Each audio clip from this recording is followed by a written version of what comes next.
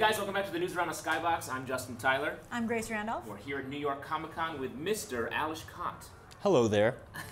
Now, a lot of people have heard your name lately. You were a little bit of a dust-up with DC, but you've really landed on your feet at Marvel. You have some huge announcements that you made at New York Comic Con. Yeah, well, first of all, the DC experience was actually quite positive overall. I've worked with an editor who I still believe is absolutely excellent, Will Moss. I created exactly a kind of a story that I wanted to tell, considering the limiting circumstances that happened in terms of how many issues I wanted to do. And I had a really good time doing it for the most part. And as far as the other things go, that's in the past and I don't really care. I like your positive spin. Yeah, Thank you. Yeah, that's great. But now as for the other things, yeah, you go on. Let's talk about you're working on you made two announcements here. You work on Iron Patriot. Yes. Let's talk about that first. All right. Iron Patriot is exactly the kind of book I wanted to write at Marvel, but didn't know it. First of all, it's James Rhodes, Tony Stark's best friend. But in the past, what very often happened was that was the adjective that came with him. So it was sort of perceived as a secondary book. What I'm doing is not a secondary book. What I'm doing is the most mainstream and at the same time creative and out there book that I can do with that character specifically, and I'm putting him into some very, very tight spots, meaning in the first issue he essentially decides to make a very, very challenging statement, not just for himself but also for the people that he's working with. He decides that because of the past events, he was working for Secret Avengers, and he's a military man, but at the same time he's got a very strong code of ethics. What I said when I was initially talking with my editor, Mark Panisha, about the character was James Rhodes is the closest thing Marvel has to Superman in terms of that's interesting. The ethical core, meaning he really, really wants to do good. Now, he's a human, so there comes a certain different type of structure that might bounce back on that and be like, you might really want to do good all the time, but there are ways in which you might be trying. Yeah, and you might be trying in ways that are not necessarily the best, or you might have to really reorganize what you're doing in order to evolve and be as you possibly can. That's really cool. So that was the core of what I wanted to do, and that's what I'm doing with the book. How did Mark Panisha get you? How did he reach out to you? Did you reach out to Marvel? He reached out to me. I am not entirely sure. Oh, I believe it was based on the issues of Suicide Squad, as a matter of fact. Oh, good. Oh, awesome. Mm-hmm. Yes. Nice. And yeah, the whole collaboration so far is really wonderful because it's very much, there's a lot of back and forth. We wrote pretty extensive outlines and we're rejigging it and we're just playing with things, and it's a lot of fun. It's there's a lot of different ways to go about that kind of process. I'm really enjoying people coming in with ideas, but no one is precious. No one is too precious about their ideas. It's always about I mean, the AMC, classic slogan, "The story matters" here is very much applicable in this case too. I like your TV taste. Yeah. Thank you. I feel like that's sort of what Marvel likes to say is the Marvel way, where everyone gets in a room and sort of like hammers it out. Ideas are what's more important than like anyone's ego or attitude. That's the way I feel about pretty much everything that happened so far with Marvel, and I believe that will only continue. Yeah. That's awesome. And how do you differentiate Iron Patriot from Iron Man as far as like his powers or his as far as his powers go? I would actually like to keep a little quiet on that because there are things that we'll explore. The core is obviously that the suit is very, very similar, but someone will mess around with it, both in good and both in positive and negative ways that will be almost immediately visible. I don't want to say who's going to do what and how it's going to affect it, but from Iron Man 3 we already know that, Rhodey's taste in passwords is pretty ridiculous. I believe it was War Machine Rocks. Yeah. So it wouldn't be really hard to hack. Are you paying close attention to the movies, to what Don Cheadle does? I am paying close attention to the movies. I'm not letting them bind me, but I'm approaching them as possible building blocks in terms of, can I use this in some sort of a way that's going to be really good for everyone? If so, then absolutely it goes in.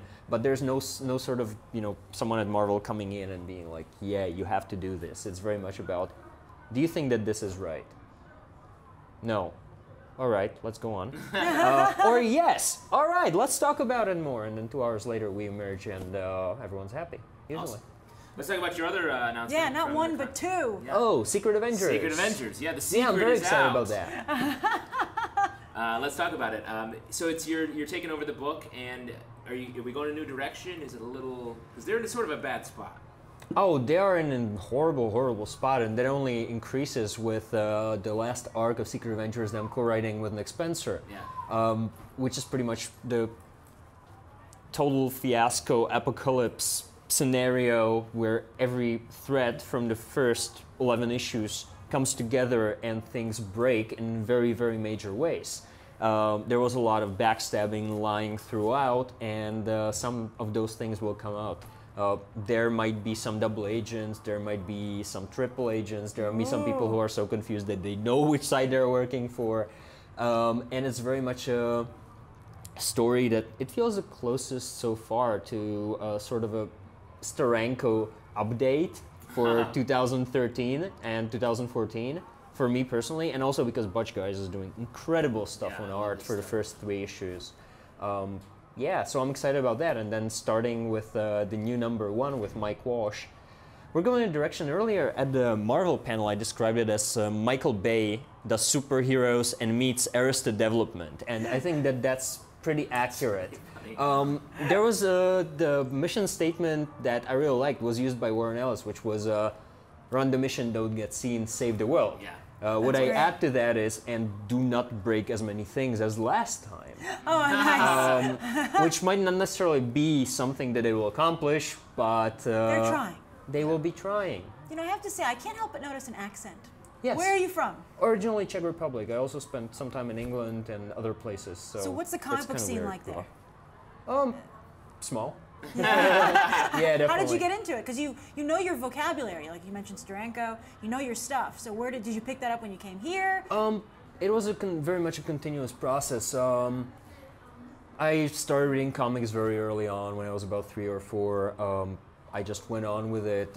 My mom actually last year sent me a 48-page comic that was like a merger of Street Fighter and Batman that was 48 pages long that I drew when I was like 6 or 7. That's so awesome. there was dedication from the beginning, obviously. But nice. then I just kind of drifted back and forth and always kind of ended up with reading comics. And, I read Preacher, I read all the classic Vertigo titles, Transmetropolitan and so on. There was a lot of very good reprinting happening in Czech Republic at the time, so that was really helpful. And then when I was, 22, I believe 22, I decided to make comics, and that was about it. That's great. So it's self-starter. Yeah. Yes, That's amazing. definitely. But then again, my parents always encouraged me to kind of do whatever I want in terms of who I want to be, so that was a big core of that. Will happening. you publish the 48-page book Yeah. from being a Batman, kid? the Yeah, Batman Actually, Letter? 2. The other one was some sort of a True Lies and something else and something else. I love and True something Lies. else. Oh yeah, me too. You have to publish it. That's so funny. I'm gonna probably put it on my web Oh, you one should. day, That's yeah. awesome. That's really funny. Well, thanks for sitting down and talking to us. We're psyched for both those books. You're totally welcome. And one thing that I wanted to mention was there are some new members coming in Secret for Avengers. Secret Avengers? Ooh, can you tease them? Oh, absolutely. I can tell you that Yeah. there's Spider-Woman. Yeah. Oh, nice. I can tell you that Hawkeye is going to be kind of maybe, but maybe not. He's going to be on the verge of maybe being in and maybe not, and there are reasons for that will happen in How to Train a Mockingbird.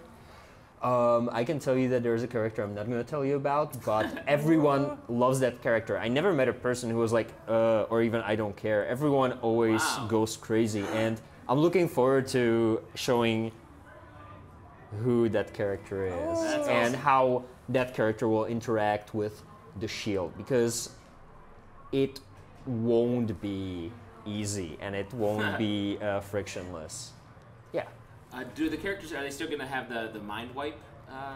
No, But that doesn't mean that there won't be situations where, let's say, someone attacks them and they won't know why because they had their minds wiped once upon a time. That's great. It sounds like it's going to have more of a fun, sort of a little bit lighter tone in addition to The Michael Bayness. Yeah, exactly. It will. I see the It will Michael have Bayness. both. There will be a. It will be a book where you will not very likely know who's going to make it, and that's pretty much something that already starts with How to Train a Mockingbird. Yeah. But at the same time, and that's actually something that, for example, Breaking Bad does really well. Yeah, yeah. You will get very absurd or humorous moments, but they will be there to make the tension even more extreme. Exactly. And that's where I'm going with that. It's an incredibly mainstream book with a really big potential, and it's going to be very much structured in a way where we're going to be jumping into smaller 1 or 2 issue missions, and they will be kind of connecting throughout, and you'll start seeing a master plan behind it that not everyone might be even aware of. That's awesome. Sounds great. I'm looking forward to it. And Michael Walsh is the artist. Well, when do these books start coming out? When can people pick them up? I believe both of them will be coming out in March 2014. Okay. Secret Avengers issue 12 will be on sale. That's the one that I'm co-writing with Nick Spencer. Will be on sale in December. Okay. Yes. Oh, nice. Cool. Well, thanks for talking to us, and you guys stay tuned for plenty more from up here in the Skybox.